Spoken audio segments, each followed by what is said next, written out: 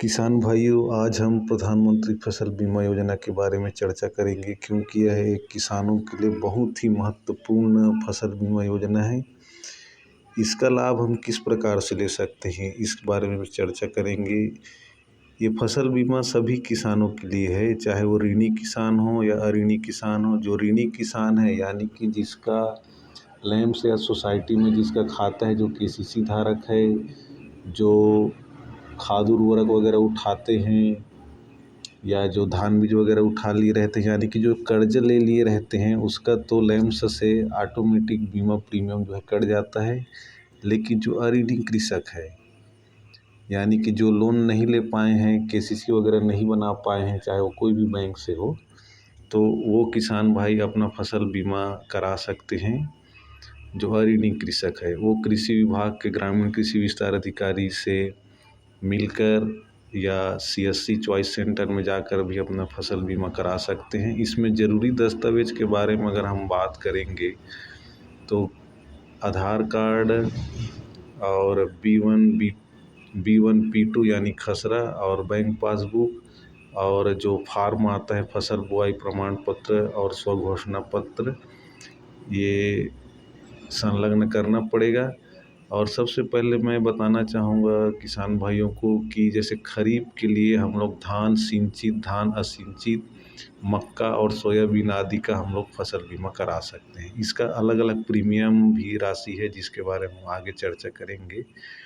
इसके लिए इसका जैसे हम लोग बीमा करा लिए तो इसका लाभ किस प्रकार से ले सकते हैं उसके बारे में थोड़ा चर्चा कर सकते हैं। जैसे कि बीमा करा लिए उसके बाद हम लोगों का किसी कारण से हम लोग फसल बुआई ही नहीं कर पाए और रोपाई नहीं कर पाए, तो हमें बीमित राशि का अधिकतम 25% क्षतिपूर्ति मिलेगा। बीमित राशि का अधिकतम 25% यानी कि जैसे कि धान सिंचित में अधिकतम बीमा कवर रहेगा 52,000 का, तो उसका अधिकतम 25% मिलेगा। इस प्रकार से हम इसको समझना है, इसके बारे में हम आगे और चर्चा करेंगे। और दूसरा इसका लाभ हम लोग ले सकते हैं, जैसे फसल कटाई प्रयोग होता है, इसे कृषि विभाग और राजस्व विभाग दोनों करते हैं संयुक्त रूप से। तो इसका औसत थ्रेशहोल्ड उपज यानी पिछले लगभग 7 सालों का औसत उपज को वर्तमान समय में औसत उपज के साथ उसको मिलान करके देखा जाता है, और जैसे कि वास्तविक उपज से कम आ रहा है थ्रेशहोल्ड उपज से, तो उसका हम लोग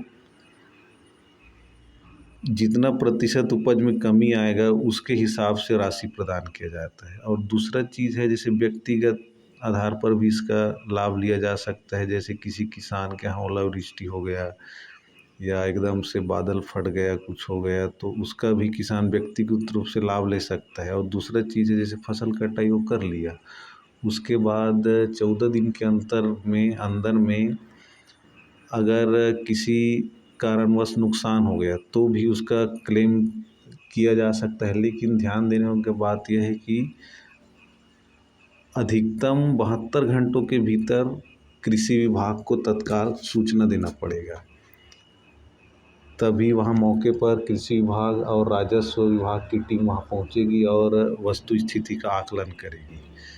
और आगे इसके बारे में चर्चा करते हैं। इसमें प्रीमियम जो है 2% है खरीफ के लिए, और रबी सीजन के लिए 1.5% है।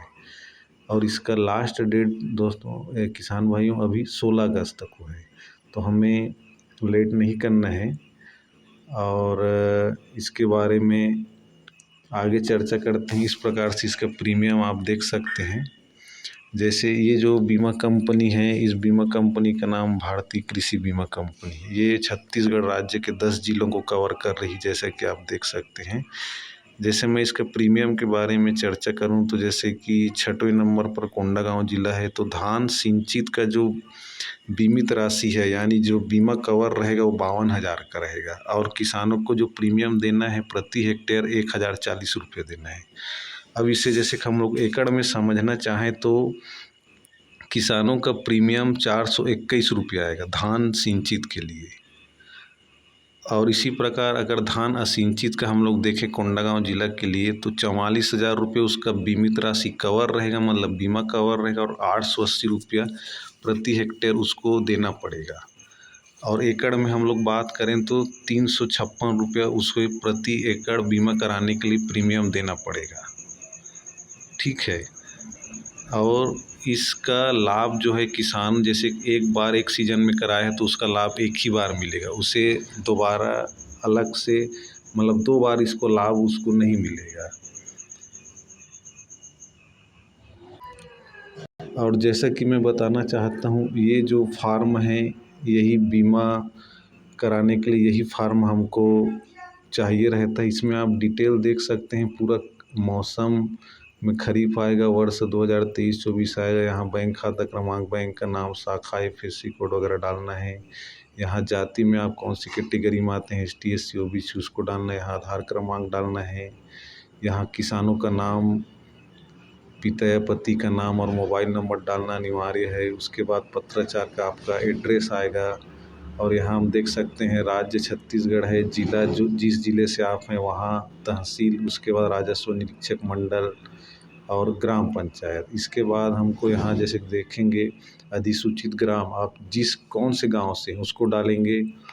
उसके बाद एक खसरा, जो जिसका खसरा आपको कराना है, मतलब जिस खसरे का आपको बीमा कराना है वहाँ, ये सभी जो फार्म है इसको कृषि विभाग द्वारा भरा जाता है। इसमें किसानों को असुविधा नहीं होगी इसलिए।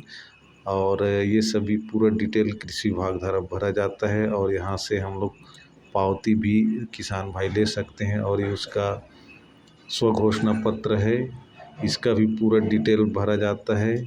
और यहाँ ग्रामीण कृषि, जैसा कि आप नीचे देख सकते हैं, यहाँ कृषि विभाग के अधिकारी का सील साइन रहेगा मोबाइल नंबर के साथ में। और इसके अलावा एक फार्म इसके साथ और आता है, ये इस प्रकार से रहता है। इसमें भी पूरा डिटेल भरा जाता है और इसमें किसानों का 2 जगह साइन लगता है। और इसमें आप देख सकते हैं अधिसूचित क्षेत्र, फसल, बीमित हेक्टेयर, कितना हेक्टेयर का आपका बीमा होगा, आपका प्रीमियम कितने का रहेगा, बीमित राशि में रहेगा, और किसान का प्रीमियम कितना, उसका प्रीमियम कटेगा। या ऑटोमेटिक बैंक से डेबिट हो जाता है, यानी कट जाता है। तो ये इस प्रकार से इसका लाभ किसान ले सकते हैं। कुछ नहीं करना है, किसानों को कृषि विभाग में जाना है, अपना डॉक्यूमेंट लेकर, प्रपत्र वहाँ उपलब्ध रहेगा, या बीमा कंपनी के एजेंट के पास भी प्रपत्र उपलब्ध रहता है। सिर्फ किसानों को आवश्यक दस्तावेज देना है और उसको ग्रामीण कृषि विस्तार अधिकारी पूरा फुलफिल करके बैंक में ऑफिशियली उसको जमा करवा देते हैं। या तो किसान भाई चाहें तो CSC यानी चॉइस सेंटर में जाकर भी अपना फसल बीमा करा सकते हैं और उसका लाभ ले सकते हैं। धन्यवाद किसान भाइयों।